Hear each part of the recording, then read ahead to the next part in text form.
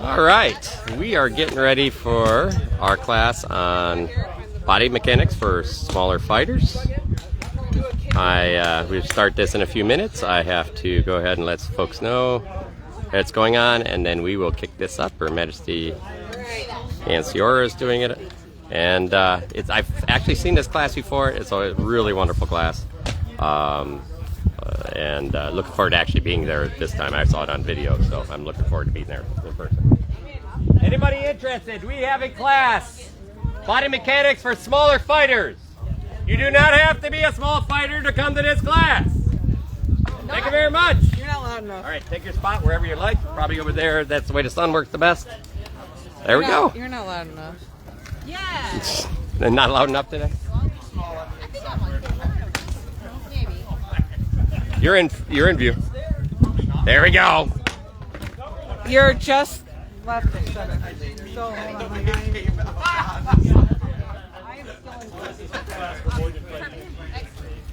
so now you know your range. All right, so everybody that's coming to this, you will need your sword. All right. And if you don't have a sword, I have another foam sword over here. Got your ass wet. Ass wet, please.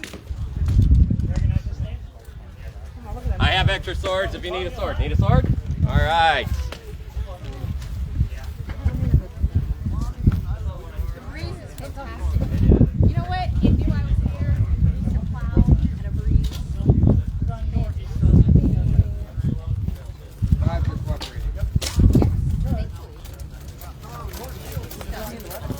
All right. You guys are welcome to go anywhere. I can, if you want to, you know, she's going to stand there. So if you all here is perfect. And Come from that way, so don't stand. so, yeah, you'll be good. If you don't want to be on video, stand behind me. Okay, so one of the things that so first of all, what this class is and what it is. What it is it's a very basic fundamental of body mechanics that we use that can be applied to pro fighters. However, there are some additional things that we do that help smaller fighters to be able to generate more force. So the goal is to be able to throw a killing blow, not to crush your opponent in half. However, if you have the physicality to do so, this will definitely get you. So there's two parts to this. One of this, the first part is going through kind of some of the theory and the fundamentals of it. And then the second part is going to be demonstration and then trying to have you guys do exactly what I'm teaching. So that's kind of what we're going to go through. So very first thing that we learn whenever we're fighting, we're going to go all the way back to the first day, is how do we hold our sword?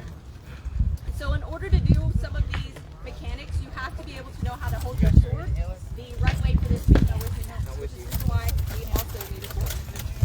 So most people, when they're taught to hold a sword, they're taught to take their hand in and you hold it like this, right?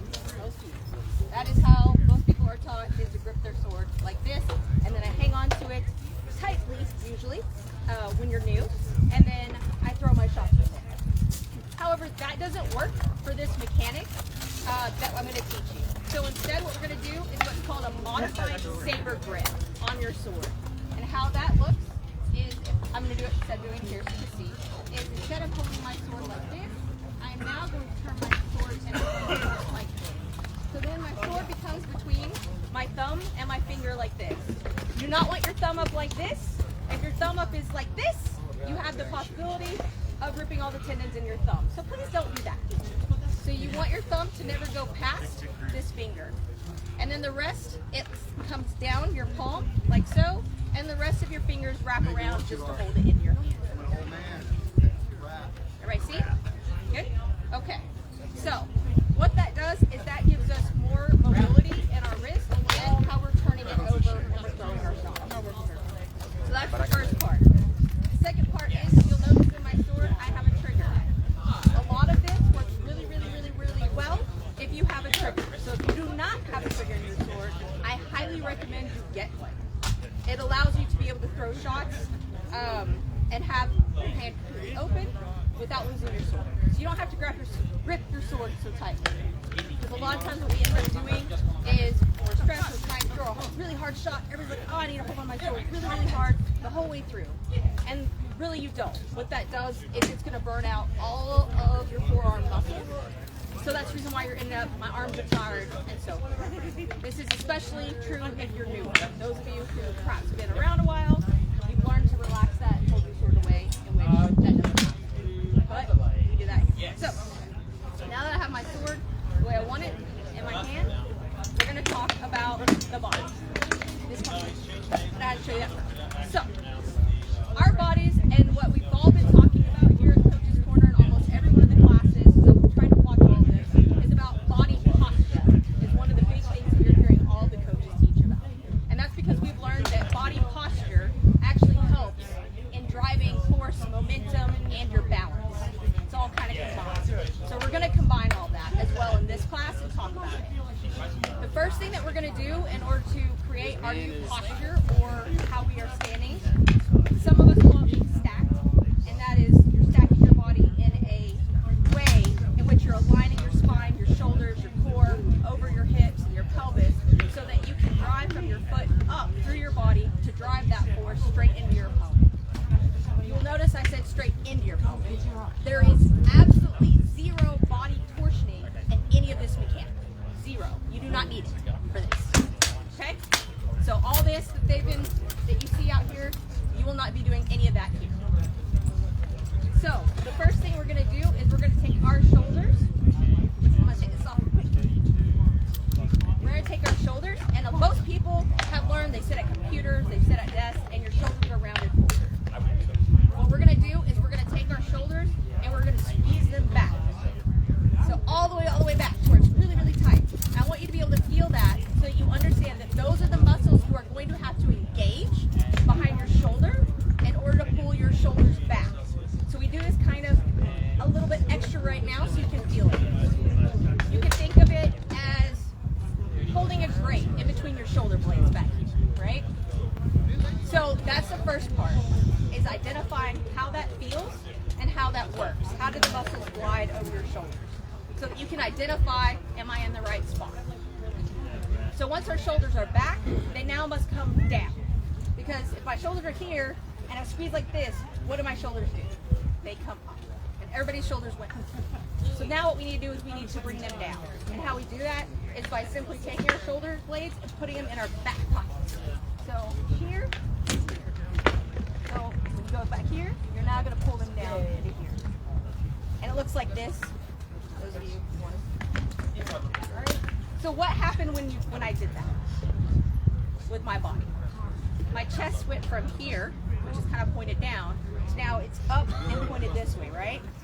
That's not a great posture when you're trying to throw a shot because now everything is pointed this way and it's out of alignment with my hips. So it becomes like this and my back ends up looking kind of like that. And so you'll see people who have learned to pull their shoulders back but not down in the correct posture. And so when you watch them fight, their backs will look like this. We do not want to do that. That is also how you can pull stuff and injure your lower back. So we don't want to do that. So how do we fix that now that we're here? How we fix it is we engage our core. So now what we're going to do is from here is we're going to take our core muscles and we're going to tighten them. And so as soon as you tighten your core muscles, that will bring your body from this way to straight up and down. So if I'm here, it goes back, down, this is up, now I've tightened it. So now it looks here, everything is pointed now correctly. And now I look just like this, except for it's back and everything's on top of my hips. Awesome. So that's the next part. Does anybody have any questions about any of those so far? No, I think the good part about that is a lot of you're detailing each piece, and I think a lot of people, when you talk about core, a lot of people really don't like, how do I get my core engaged? And you're showing a good opportunity for us to understand how to get that core engaged. Yes. So if you are a larger fighter who has enough physicality and enough upper body strength, you don't necessarily probably use your core. You haven't had to. It's not something that's necessary for you in order to throw a killing blow. However, for us, just with shoulders alone, I don't have enough shoulder mass, and I never will. Physically, I can't. It's impossible for me. So I have to learn how to use my core so that I can throw from up here down below all the way through and then throw it through. But that starts at my hip, which is the next part. So now that I have my shoulders are back, my chest is up, so now I've correct that. And now I've done my core. Now we have our hip tilt. And so, depending upon, if you've done belly dancing, you'll know exactly what I'm talking about with core and hip tilt. But our hips, right, are kind of like a bowl. And so it can go this way, backward and forward underneath us. And what we want is, what we've done with our core, is we pull it back and like this. Now my butt, if I don't move my pelvis correctly, is sticking out. It looks kind of like this, right? So now this is straight, but now my butt is sticking out. And you'll watch people fight, and they fight like this. Everybody's seen somebody fight like this, right? Duck butt. Buck butt, right? Or I call it shitting bear. So, perfect. We don't have to be I mean, you know. Sorry. But if I guess I should have made that one of my disclaimers. I do say bad words sometimes. So if my butt's out here, that puts so much strain on these lower lumbar and your S here in your tailbone. And so we have friends that are chiropractors, and one of the #1 injuries they see from heavy fighters that they see at chiropractors is from lower back injuries, from people literally fighting like this with their pelvis tilted this way. So what we want to do is we want to take our pelvis and we want to tuck it. So what that is literally taking it and pulling it up. This part goes down, this part goes up, right? So from standing here, this is how I look. Or this is how some people fight, like this, which is not a good posture, as everybody has known from all the classes that you've taken. What I want to do is I'm going to stand back up, put my shoulders back, down, core, and then pull my pelvis forward. Now I am in a straightly aligned from my shoulders all the way down. Of course, my knees bend. The last part of this is where are my feet. And this does end up being important because my feet aren't all like this. My feet are like this. Then it's really hard for me to move and have any stability in my stance now. So what we want to do is take our foot, left or right, doesn't matter, whichever one, but we want our feet to be shoulder width apart. So we're standing in our stance, our knees are bent, our pelvis is tucked, our core is tightened, our shoulders are back and down. And it looks like this when fighting. Sorry, I don't want to, or a tighter teammate for you guys. So I'm going to have each one of you get into that posture and then make small corrections for you. I'll start this. Yeah, you know what you're doing. Yeah, I did. Okay, there you go. Yeah, you know. Okay, so for you, your shoulders, do you mind if I touch you? Okay, so what I'm going to want you to do is I got this small back, fighter thing down. Down. Right. See, now make your tummy go out. Tighten your tummy a little bit. Right, and then tuck your... This is a good... The one thing I really enjoy about this class, and right now it's going around, is everybody's getting a chance to learn to help other people. Right? I mean, there's stuff that's just bringing up. I've been teaching for a long, long time, and I really like Nessa's going to go the other way because she knows how this works. even deeper. So, back and down. And I know. The good part is when you go home, if you're not sure what's going on, when it breaks down, it's very hard to fix with you don't know how. Go ahead. So when it breaks down, that could be much later in life. That could be meaning that you just start practicing poorly and it breaks down and over. Here all the way up. So that the more you understand these things, the more you can help yourself. Oh yeah, that was better. The more you can help some new person or somebody else coming in that wants to learn. Yeah. Well, guess what? Guess what? You guys get to do a lot of planks. So I'm going to go ahead and turn the camera so you can see some of it. If you don't want to be on camera, let me know.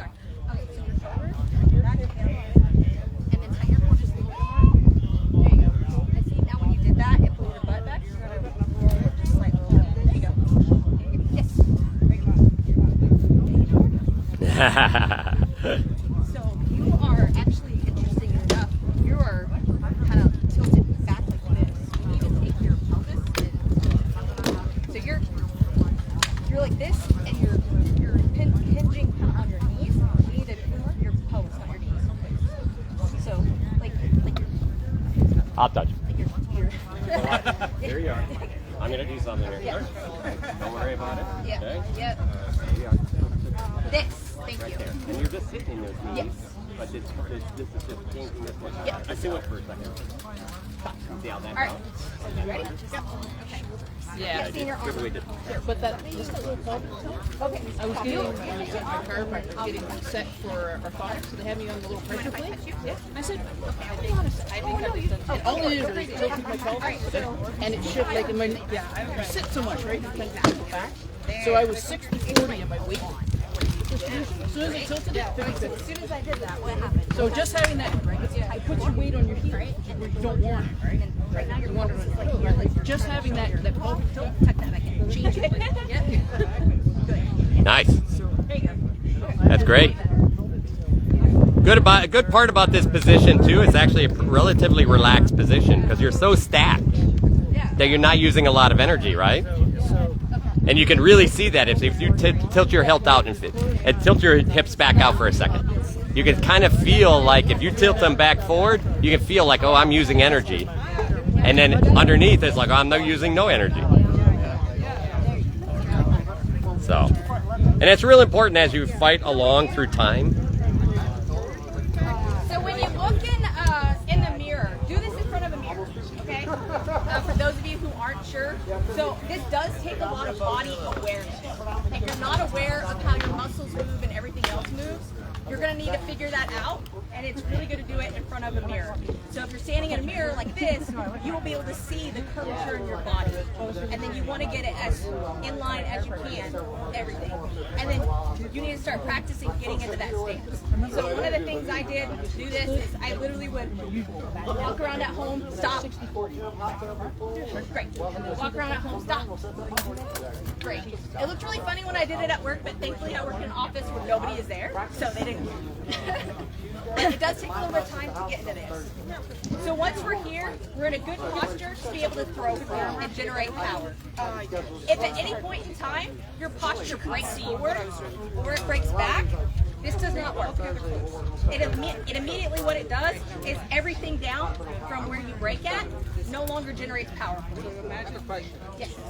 I've heard that there is a body technique that's quote unquote fit for Yeah. technique to fight from here. How is that? Is that just like bullshit? No. No. So let me be clear. I'm not saying any other fighting technique is bad. I'm saying this is the foundation for this technique to work.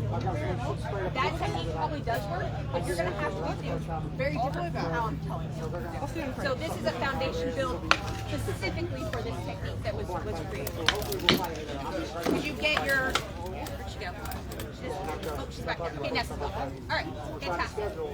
So now that we have everything stacked, we figured it out. Now it's like, okay, well, that's great. Now I feel really good. I'm balanced. Well, I don't feel good because my shoulders are back and I'm tight in my core that I've never used before.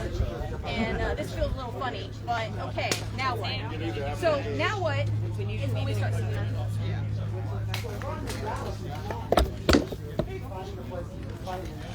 So from here, with just my shoulders, I'm driving the power forward. If it's backing down and my shoulders are tense, then driving my power forward is simply releasing my shoulders.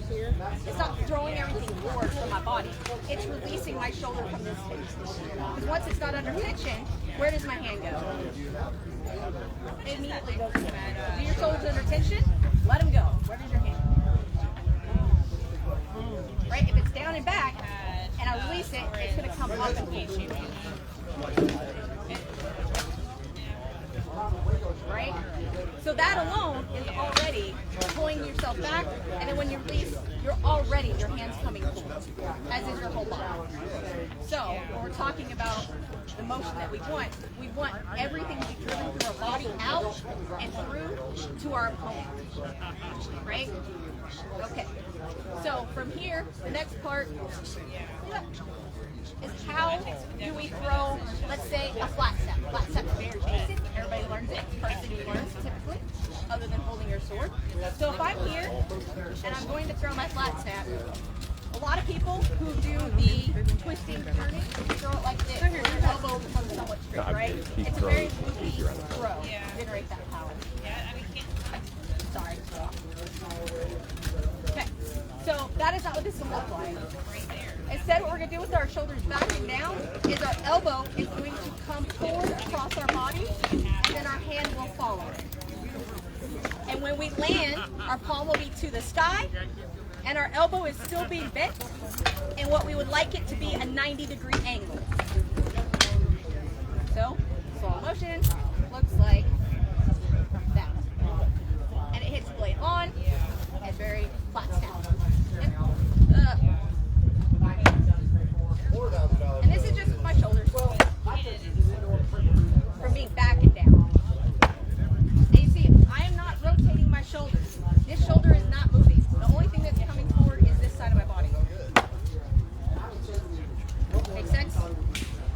that's the next part, is learning to not rotate your shoulders.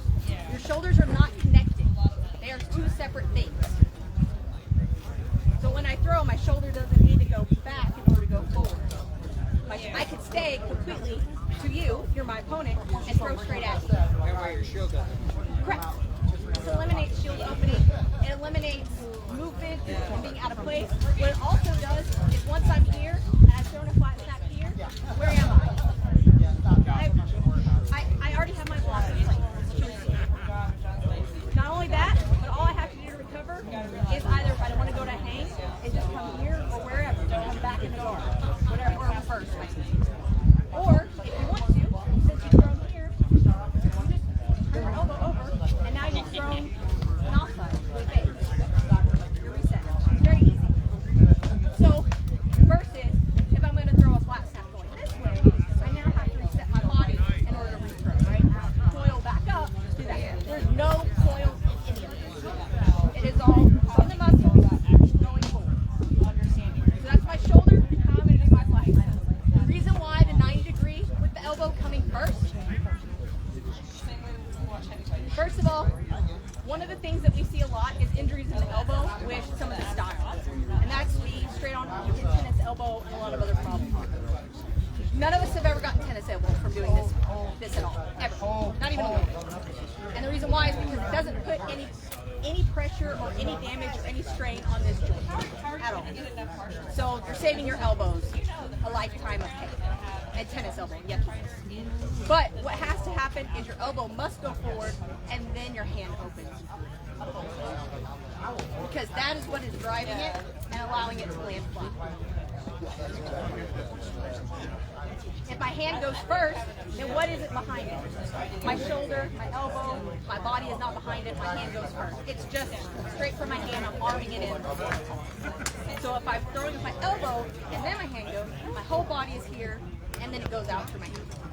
So if we're thinking about like energy transference or mass transference, which is something that you teach a lot of, is we want it to come from here all the way up through our shoulder, through our elbow, and then the hand at the very last. Understand that kinetic chain. There's a lot of points in that chain, all the way from the toe all the way through.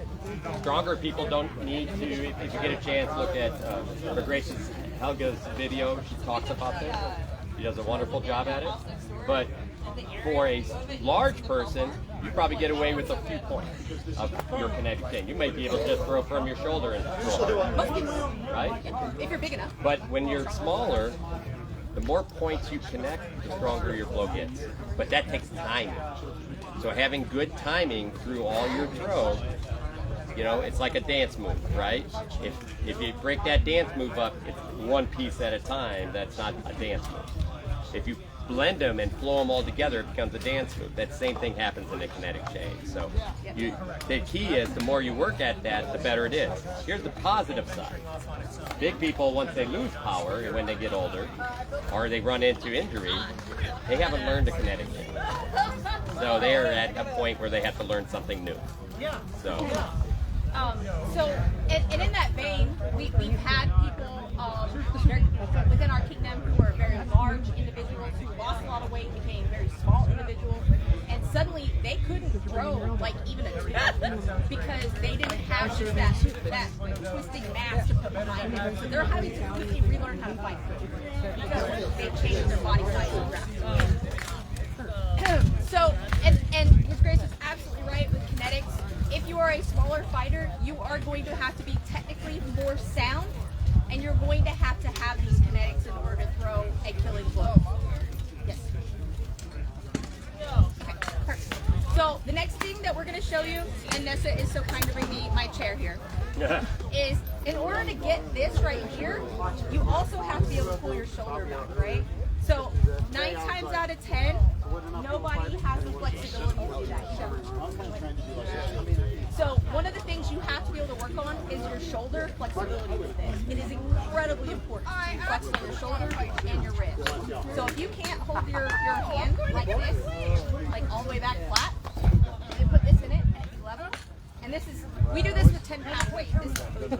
But if you can't do this, then this is the first thing you'll have to work on is your flexibility. And it's literally being able to pass it forward without it falling and hopefully not moving. And if you haven't seen it, look at Wednesday's Boomy class. He covers upper body and just flexibility points and how to help it. And it's good that if you're putting your shoulder in that pocket, it is a really good way to practice using that muscle to deliver that shot. 100%. So the other thing we do to train all of this is we do a lot of Pel work, a whole lot. When you think about, a lot's like the Reaper Challenge, throwing 100 shots a day. No. This is, go ahead. This is hundreds of shots in a day in order to get this to train. So it takes a lot of time. It does take a lot of perfection in getting that kinetic force and lining everything up. So this is not easy. It is very difficult. But once you master it, it's amazing. Not only are you going to end up being like, I can actually hit people pretty briskly, excellent. But you're also going to find with this fundamental style that you are able to move faster simply because you're gaining time. It's much faster for me to throw here and be in a blocking position than to throw, coil, and then have to get into the block and then coil again. So you immediately And then you gain just time. extend this thing for range or whatever. With the what? With the shoulder joint itself, you were mentioning that it's a lot less or near no impact on your elbow. Correct. So how is it impact-wise on your shoulder? Right. So that is the next thing is an excellent question. This is stressful, more stressful on the shoulder than it is on the elbow. So you do need to do specific PT work around flexibility in your shoulder and strengthening of the front part of your shoulder especially, but also the back. And there's a lot of stretches, band work, and things like that that will help you. If you're just a small twig who has no muscle at all, and you're like, I'm just going to train this a whole bunch, you will damage your shoulder without building some sort of muscle. So this doesn't mean you can't have muscle. You still have to have muscle. You still have to go into the gym. You still have to do these things in order to build this so that you can do this sport. But what I'm telling you is that I will never be able to have the same muscle mass as even Branos. But this makes up if I do it right. Yeah, and the key to remember, and again, this was covered by Boomy on Wednesday, is that this wants to be in the center of the shoulder. So if you overdevelop the front, this will start pulling that ball towards the front strong. So you actually have to develop this back. So we're going to, develop it back. It's going to pull. And you're going to use that opposite muscle, right? And the idea is that you're making sure you have balanced muscles in your body. Otherwise, you get impingement. Yeah, don't do that. I can tell you from experience, it's not a good thing. Do you have like a list of exercises that you would recommend? I do. His name is Boomy. Boomy was wondering, and if you have questions for him, he is willing to help anybody that has, like, hey, I'm feeling this. Please reach out to him. He said, please let everybody know that, okay? So the main exercises for it are called rotator cuff exercises. It helps build the muscle to protect your rotator cuff so you don't have impingement, tears, or anything of that nature. So I highly encourage you to continue doing those pieces, which hopefully you're already doing. The next to last piece is once I'm here, I have my core tightened, and once I release my core, right, when I release my core, my body also goes forward. And then I'll release my shoulder at the same right after, like very, very small amount, same time, and then I'll throw in. The last part of this is, as we're saying, it's a kinetic chain. It's from the hips. And so this is the part that I think gets confused a lot, where people think I need to rotate my hip all the way across, and it's a swing of the hip like this, right? Like I'm swinging my hip, my body forward on, like it's a top. That's not what we're going to do. What we're going to do is, once we're in our stacked position, is our hip, this hip right here, because I'm right-handed, is actually going to drop and a little bit back. So again, we do belly dancing. It's a hip drop with this one still being in place, and then all I'm going to do is pull my hip back into the front. So it looks like this. So my shoulders are still in line, my core is still in line. That's it. That is the extent. That's it. There's no big movement. It is that. And what that does is from my foot, from my big toe, I'm going to push into my knee and up through here. And it looks like this. not big movement. So you fight square stance then? Yes. Okay. Yes. So this requires Yep. mostly to fight from a neutral stance. Yep. Because my idea is if I'm facing Branos here and I'm fighting him, is I want this to all go straight into his. So it has to start from here, and that my hips, and it's very important, my hips must be pointed at him. If my hips go over here, all my power is going to go over here. By the way, anybody fighting funny foot in that same thing, watch when people talk about fighting funny. You can do this with the other foot forward, but the key here is that this hip is ready to be able to push forward. A lot of people fight funny foot and the hip's already turned. And then, where are you turning? You're turning the wrong way. But if I'm fighting funny foot and my hip is cocked a little bit, now I'm popping forward with that hip into throwing that shot. So just be aware, if you're fighting funny foot, you just have to be conscious of that hip. And this goes through, again, the mass transference. Learning it from this stance is a lot easier, this neutral square stance, because you don't have to do the weight changes from foot to foot yet. Once you do end up getting whichever stance, I guess if you're shield, you're here. Once you get here, you are going to have to learn how to be able to move back and forth your weight transference on your feet to be able to drive that forward. So if I'm like this, my hip isn't going to be like forward like this. My hip's going to be in line and square to my opponent. And then all I'm going to do is just drop my hip. And I'm here. And then my hip comes up and it comes through my little heel. So that's a lot of it is we're seeing right now is people are learning this shoulder that we don't have to do this rotation. What they're leaving out is being able to drive it from the hip and the core. Okay. And then in the right posture.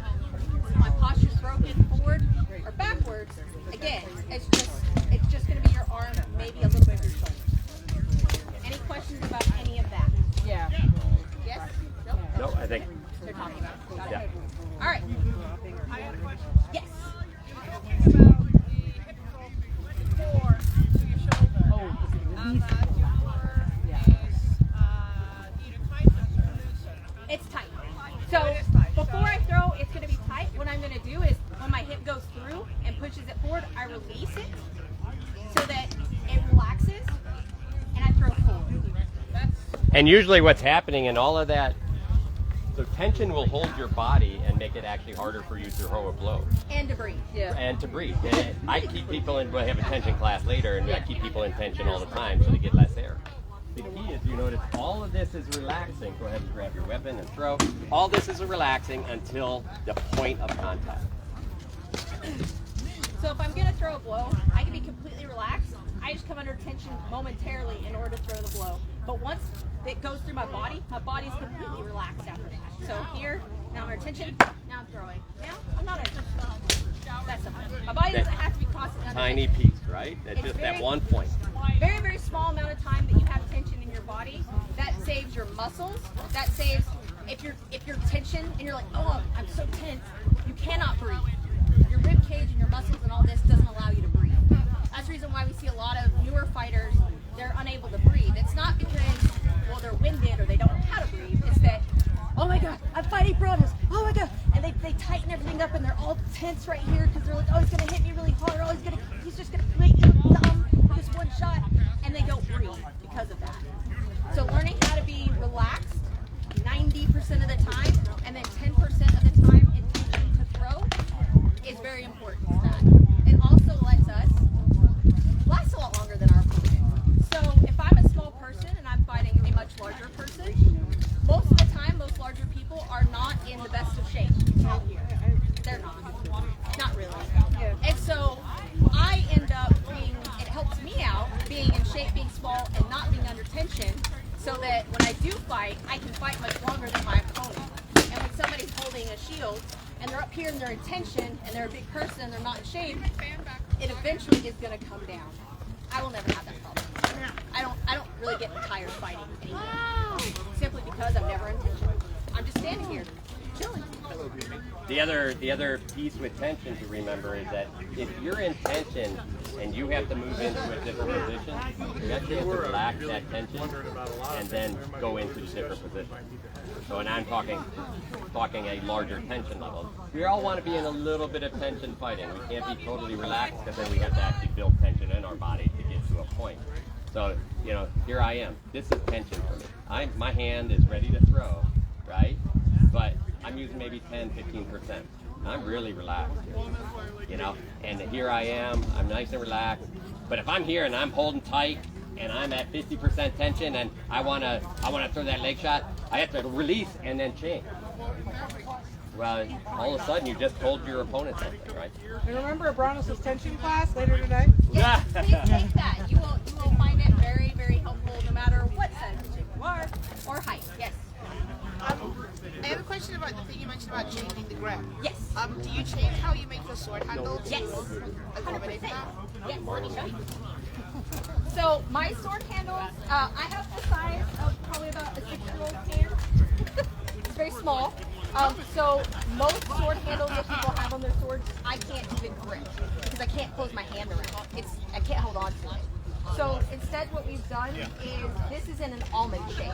So because I want to hold my hand like this shape right here, looks like this, is an almond shape.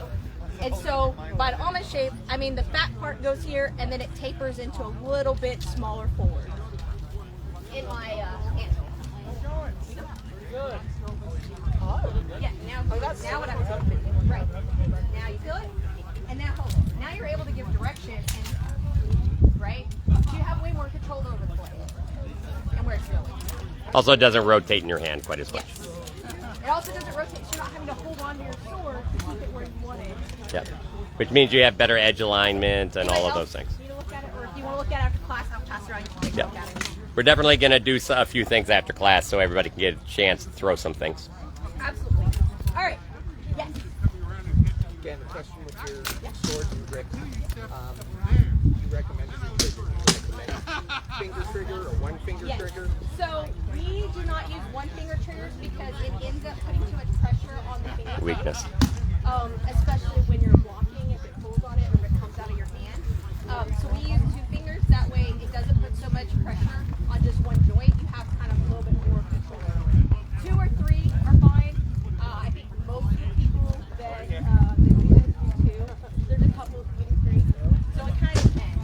For me, yeah, no, absolute question. None of us use the 1 because we kind of need the mobility in our fingers. I do. I use my hands. Thank you for the question. No, that's a great question because I've actually tried a 1 and it feels like it's pulling my finger out of dislocation. Yeah. Oh yeah, 100%. Okay. If there's not any more questions about that, then I'm gonna talk about angles. All right. So, kind of the last part of this, which is something that a lot of people don't think about, is when you're fighting someone, and if you're all your size, which a lot of SCA fighters are about this height, maybe a little bit taller, maybe a little bit shorter, but you're about half the height, right? So if I'm fighting somebody and I'm this person's height, then our angles from each other are exactly the same from shoulder to shoulder, right? If I'm down here, when I'm fighting, my angle and his is going to be completely different. So if they're here and I'm here, then their arm is higher than mine, correct? Yep. Okay, so if we're thinking about that and where someone's sword is, if your hand is higher than mine, then what direction must it come to hit me? Down, because I'm smaller. So the vast majority of the time when I'm fighting people that are 3 inches or taller than me, all of their shots have to come down to me. The bad side about that is all of my shots, in order to head so forth, must go up. And so if my shots must all go up, one of the things that we found is that once my hand travels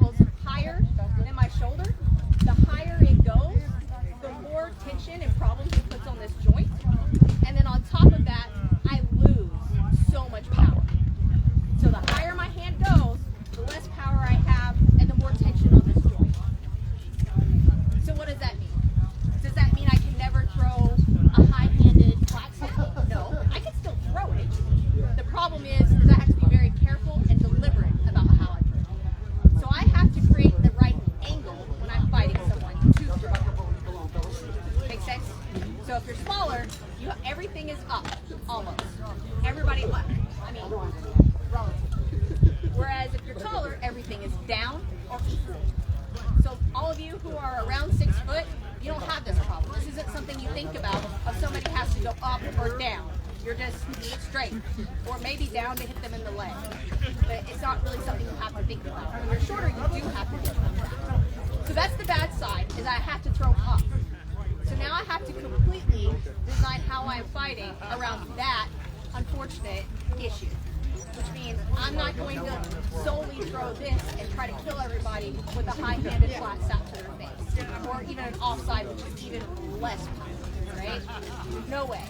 So I have to learn how to manipulate them to move their gear or whatever they're blocking is, put them out of position so that their stuff goes left or right for me or comes down. So that's the name of my game, is getting you, as a short person, getting you a tall fighter to move so that I now may hit you unimpeded. Make sense? Okay. One of the upsides we found from being short, this is not small size, but short, is that my angles go this way, and most of you who are 6 feet or more are not used to that. That is not something you think about. I'm getting burned. Thank you. So that's not something most people think about. So I traditionally fight with a Madu, and because I fight with a Madu, a lot of my shots come down and up this way. Whereas most people fight with Madu, they're going down that way. I've changed it to where it's going up this way. Nobody throws shots that go up this way as much, right? Unless you're throwing kind of like a thumb lead wrap or something like that, it may travel under and up. But that's kind of the thing, is thinking about it from that. So once you change your mindset from assuming you're teaching someone, if you're taller, you're teaching someone shorter, they are not ever going to be able to do those things. And you can't teach them thinking, if I teach you to throw a shot straight forward like this and how it feels to me, it's not going to feel the same to them, it's not going to hit the same to them, it's going to be a problem. So when you're teaching someone smaller, you need to keep that in mind. Okay? Yep. Great. Any other questions? Anybody have any specific questions or issues related to being small, or they have somebody they're teaching that's small that they had a question about? Do you find that you focus more on the core, attacking the core and the legs because the higher shots are more difficult? Yes.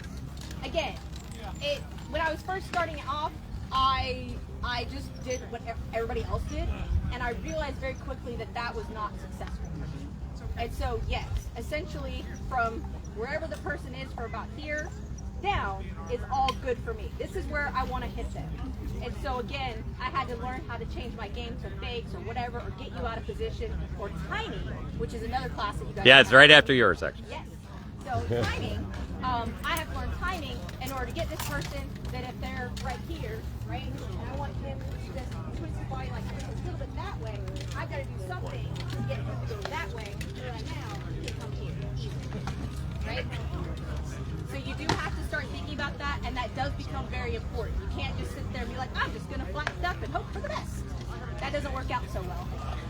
Unless the person twists a whole bunch, then sometimes it can, if you have the right timing. So all of this is to say that if you are a smaller fighter, you have to have good kinetics through your body. You have to have good body awareness. You also have to have good timing.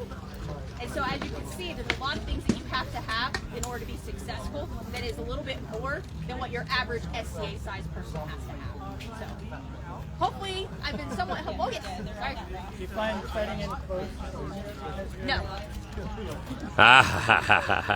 Yes. Notice how fast that answer came. All right. So who's the tallest person? Right back here. You are the tallest. Come here. That's my friend. So And he was remember when I good. was talking about angles earlier. So if he is here, right, like if I'm back here, look at how my shoulder, I'm going to use my sword. Here's my shoulder to his shoulder. Put where your shoulder is, right? Your shoulder is there, right? Straight line, yep. So in order to hit like my shoulder, he's got to come down, I've got to come up a little bit, right? Okay, now watch when I get closer. I have to come higher and higher in order to do that. And even higher, and even higher. And he actually even has to go higher. lower, which is easier. Right, and he has to come lower, which is easier, right, if I'm in that position. So it's easier for him if I'm right here.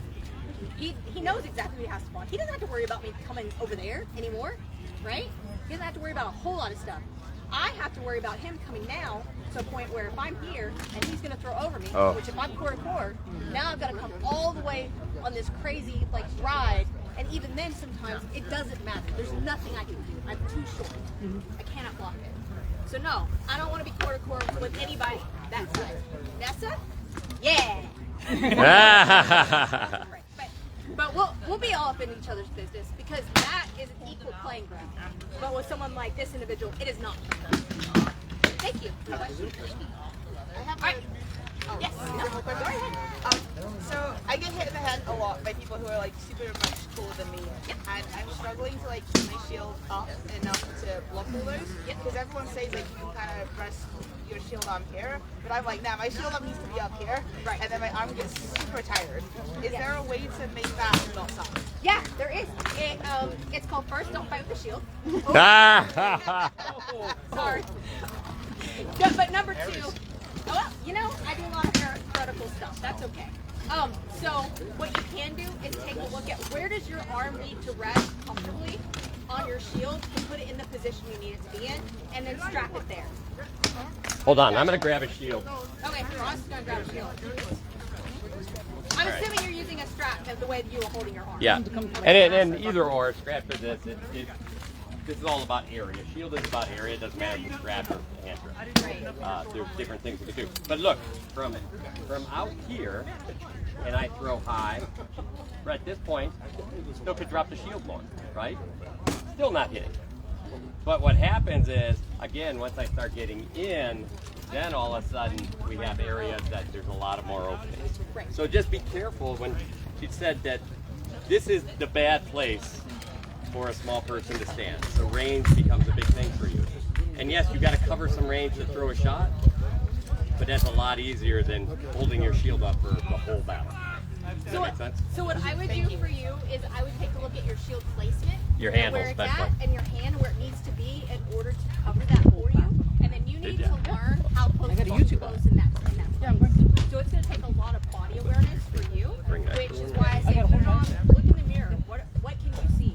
What can they see? Doing some slow work and things like that will also help with you. And then once you figure out where that needs to be, then you need to learn the muscle memory of it so you can always come back to home. The closer you get, the more they're going to be able to come up, the more you're going to have to come up, which is the reason why I don't like being there. Because this is a losing battle. I am not strong here. It's very easy. The higher my arm goes, the easier it is for somebody to push him down. Right? Whereas here, I'm very strong. The training also minimal movements. Yeah. You know, more efficiency. Well, that's what this entire style does. Yeah. Is it inherently, you will not have big movements in this style because I'm not rotating. I'm throwing straight at my opponent. So the good part is we have somebody that just got a class on it. She has paperwork for you, and it's YouTube. So come on, you can just say what the class is and where it is. So I just did a class just before this one. I'll be doing it again on Saturday. I remember if it was 9 or 1 because I've got 2 classes that day.